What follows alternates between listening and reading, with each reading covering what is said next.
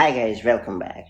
Apple has just rolled out the new updates for its mobile operating systems, releasing iOS 18.6.2 and iPadOS 18.6.2.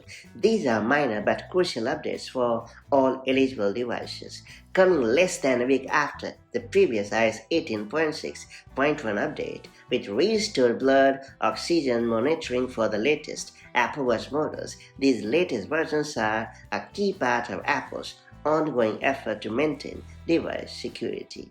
According to the official release notes, iOS 18.6.2 and the iPadOS 18.6.2 provide important security fixes, and Apple strongly recommends that all users install them.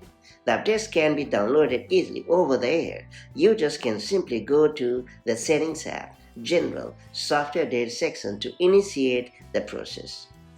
For those using older devices, Apple has also made a separate security patch available with iPadOS 17.7.10, ensuring that a wide range of hardware remains protected.